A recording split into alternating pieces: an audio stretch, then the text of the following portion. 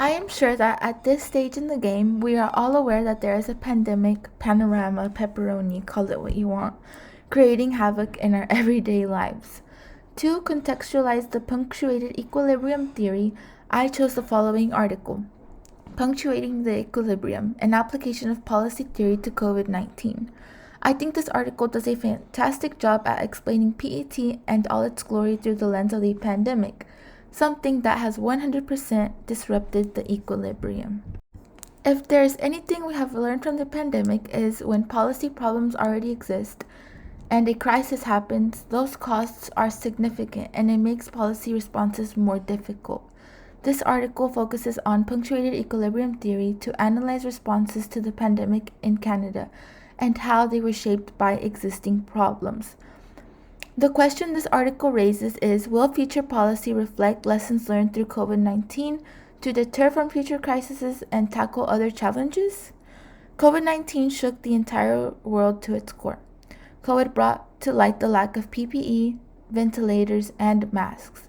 As a global society, COVID 19 demonstrated that society was underprepared, to say the least.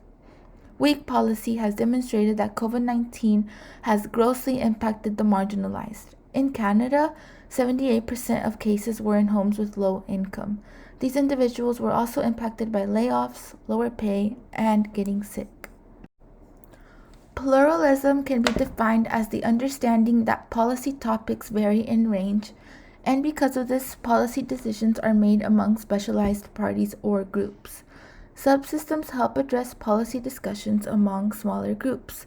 Thus, the lack of PPE falls under a subsystem because political parties do not include PPE as an incentive to vote. In the case of the pandemic, our conflict was and continues to be a global conflict. Because of this, there is a high chance that the policy subsystem will be changed or destroyed. COVID 19 falls under public health, but since it is a global pandemic, it has impacted everyone, not just those that work in public health.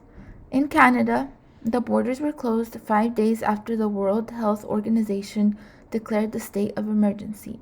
Americans tried to find a loophole to get into Canada by traveling through Alaska and refusing to quarantine for 14 days. The media aided the conflict and caused a push. This push caused the subsystem to break, and the government was forced to react. Policy image or framing is defined as how public policies are discussed in public and the media. COVID 19 was framed so that the policy actions were to preserve health. Policy image was framed on preserving health, flattening the curve, protecting the elderly, the immunocompromised, and making sure the healthcare system was not overworked. As the pandemic progressed, policy image changed. The economy was impacted, so the policy image had to change.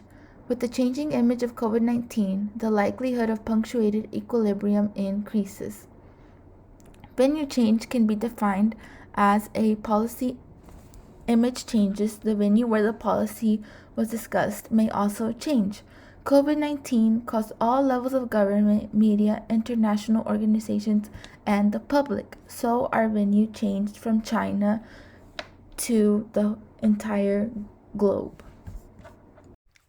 Through the lens of PET, we have analyzed the failures of the subsystem ranging from lack of pandemic preparedness to economic and social safety nets. The pandemic has most importantly demonstrated that the government can act boldly and with speed to address a crisis. PET has helped us see that when policy images and venues are seen in a positive light, the subsystem thrives. Important lessons arise for policymakers and participants. Number 1. Planning should be prioritized instead of shorthand solutions. For Canada, this means sustained social safety nets. 2. Attention should go to equity, effectiveness, and efficiency when relevant. And 3. Engage early and gain public support for policy image. Thank you all. That concludes my presentation on punctuated equilibrium theory. Thank you.